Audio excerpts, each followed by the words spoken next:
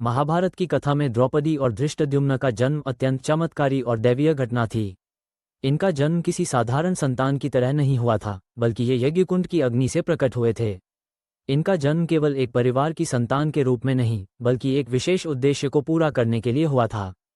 पांचाल के राजा द्रुपद और आचार्य द्रोणाचार्य बचपन में गुरुकुल में सहपाठी और घनिष्ठ मित्र थे। द्रुपद, जो एक राजकुमार था, द्रुपद ने उस समय निर्धन ब्राह्मण बालक द्रोण से कहा था, जब मैं राजा बनूंगा तब तुम मेरे राज्य में आधे के अधिकारी रहोगे। समय बीतता गया।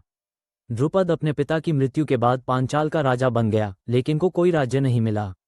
वो गरीब रहा और अपनी पत्नी कृपि और पुत्र अश्वत्थामा के साथ कठिन जीवन व्यतीत कर रहा था।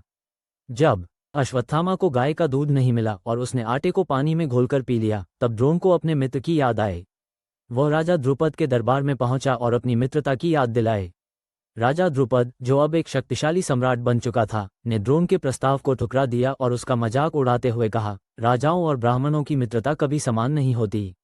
एक निर्धन ब्राह्मण मेरा मित्र नहीं हो सकता। राज्य के आधे भाग का अधिकारी होने का तुम्हारा कोई अधिकार नहीं। इस अपमान से आहत होकर द्रोणाचार्य ने बदला लेने की ठानी। वह हस्तिनापुर गया और वहां कौरवों और पांडवों को अस्त्र शस्त्र की शिक्षा देने लगा। जब उनकी शिक्षा पूर्ण हुई तो गुरु दक्षिणा के रूप में द्रोण ने अर्जुन से राजा द्रुपद को पराजित करने को कहा। अर्जुन ने अपने गुरु की आज्ञा का पालन किया और द्रुपद को युद्ध में पराजित करके उनके राज्य का आधा भाग द्रोण को सौंप दिया।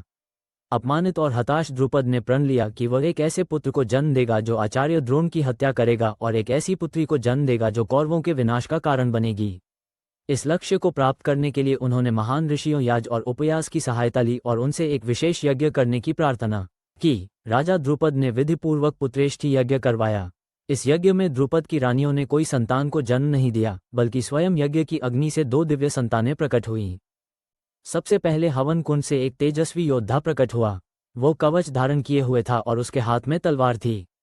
उसका मुखमंडल अद्भुत तेजस्वी था और वह एक पूर्ण युवा योद्धा के रूप में जन्मा।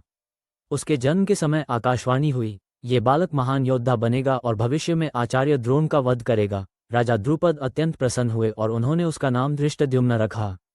ये जानते हुए भी कि यही बालक आगे चलकर उनका वध करेगा, आचार्य द्रोण ने उसे शस्त्र विद्या सिखाई।